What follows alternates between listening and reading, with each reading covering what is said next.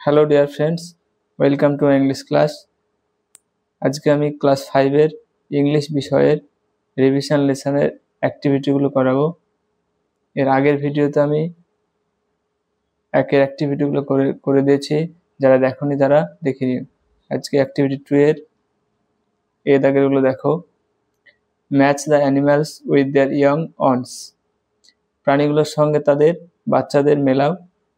And write their names in the given boxes. এবং প্রদত্ত ঘরে তাদের নামগুলো লেখো।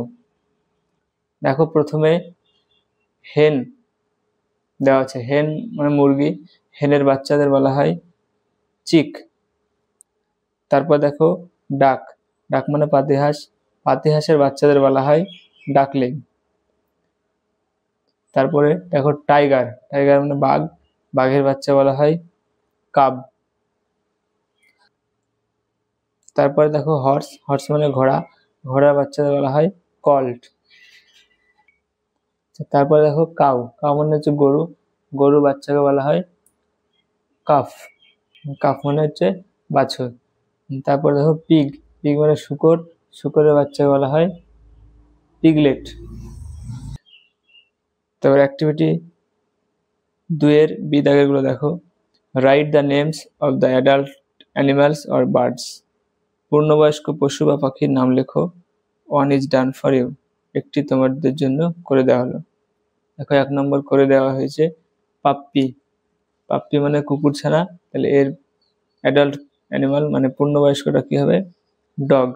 2 নম্বর দেখো কিটেন, কিটেন মানে বিড়ালছানা, তাহলে এটা কি হবে?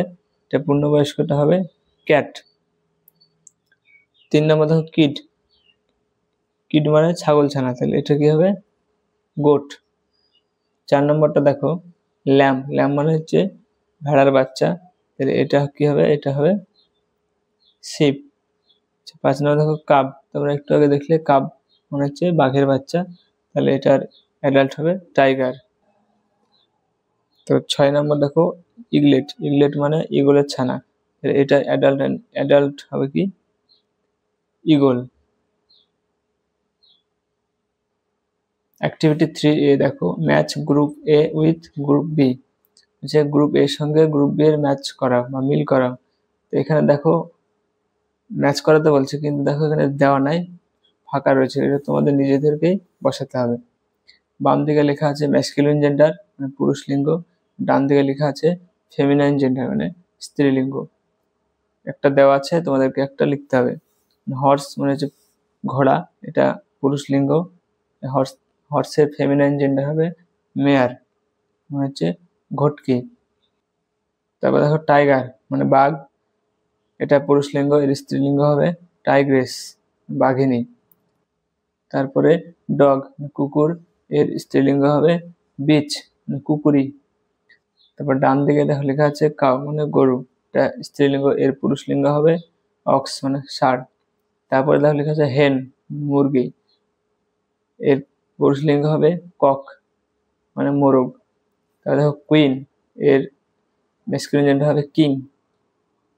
তারপর দেখা যাচ্ছে ওম্যান, ওম্যান এটা ফেমিনাইন জেন্ডার মানে মহিলা, এর পুরুষ লিঙ্গ হবে ম্যান মানে পুরুষ। তারপর দেখো লেখা আছে ডাক, ডাক মানে পাতিহংসী, এর পুরুষ লিঙ্গ হবে ড্রেক মানে পাতি হাঁস। তারপর দেখো স্ত্রীলিঙ্গের ঘরে লেখা আছে গুজ মানে রাজহংসী, এর ম্যাসকুলিন জেন্ডার হবে গ্যান্ডার মানে রাজহংস। তারপর দেখো ম্যাসকুলিন জেন্ডার লেখা আছে পিকক মানে ময়ূর, এর ফেমিনাইন জেন্ডার হবে পি হেন ময়ূরী। তারপর অ্যাক্টিভিটি 3-এর বি দাগেরগুলো দেখো। Write down the opposite gender of the underline word. নিচে দাগ দেওয়া শব্দগুলোর বিপরীত লিঙ্গ লেখো। তো আগে আমরা এটা পড়ি দেখো। Yesterday my grandmother and mother came to our school, মানে গতকাল আমার ঠাকুরমা এবং মা আমাদের স্কুলে এসেছিলেন। My father brings my brother and me to school every day, মানে আমার মাই ফাদার মানে আমার বাবা, brings my brother and me আমাকে এবং আমার ভাইকে নিয়ে আসে টু স্কুল এভরিডে, প্রতিদিন স্কুলে নিয়ে আসে। We address our male teacher as sir, আমরা আমাদের পুরুষ শিক্ষকদের স্যার বলে অ্যাড্রেস মানে সম্বোধন করি। He is a wise man, সে একজন জ্ঞানী মানুষ। প্রথমে দেখো গ্র্যান্ডমাদার আন্ডারলাইন করা আছে। গ্র্যান্ডমাদার মানে ঠাকুমা, এটার অপোজিট জেন্ডার হবে গ্র্যান্ডফাদার মানে ঠাকুরদা। তারপর দেখো মাদার মানে মা, এটা হবে ফাদার। তারপর দেখো ফাদার, এটা হবে মাদার। তারপর দেখো ব্রাদার মানে ভাই, এর অপোজিট জেন্ডার হবে সিস্টার। তারপর দেখো মেল, এর অপোজিট জেন্ডার হবে ফিমেল। তারপর দেখো স্যার, এটা হবে ম্যাডাম। তারপরে দেখো হি, হি থেকে হবে কি সি। তারপর দেখো ম্যান, এটা হবে ওম্যান। তারপর দেখো লেটস টক, দেখো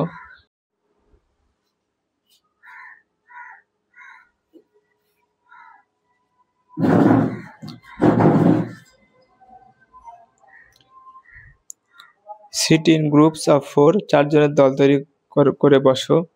your teacher is your quiz master, তোমাদের শিক্ষক মহাশয় তোমাদের প্রশ্নোত্তর পরিচালক। হি বা she will ask you this question, তিনি তোমাদের এই প্রশ্নগুলো করবেন। 1 নম্বর প্রশ্ন দেখো, what is the capital city of West Bengal, পশ্চিমবঙ্গের রাজধানী কি? এর উত্তর হবে the capital city of West Bengal is Kolkata, পশ্চিমবঙ্গের রাজধানী হলো কলকাতা। 2 নম্বর দেখো, what is the capital of India, ভারতের রাজধানী কি? এর উত্তর হবে the capital of India is new Delhi, ভারতের রাজধানী হলো নতুন দিল্লি। 3 নম্বর দেখো, what is the capital city of Bihar, বিহারের রাজধানী কি? এর উত্তর হবে the capital city of Bihar is Patna, বিহারের রাজধানী হলো পাটনা।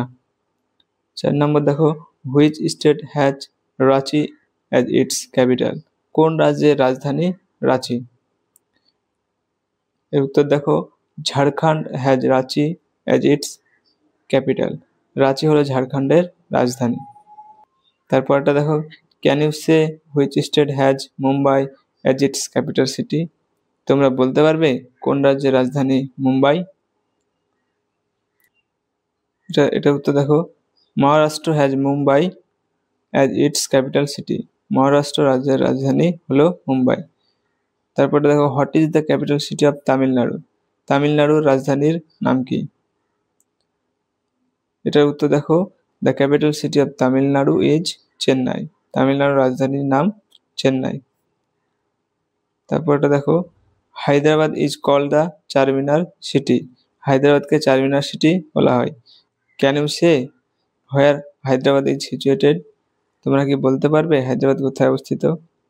এটার উত্তর দেখো হায়দ্রাবাদ ইজ সিচুয়েটেড ইন, এটার উত্তর দেখো Hyderabad is situated in newly born state of Telangana, Hyderabad নতুন রাজ্য তেলেঙ্গানায় অবস্থিত।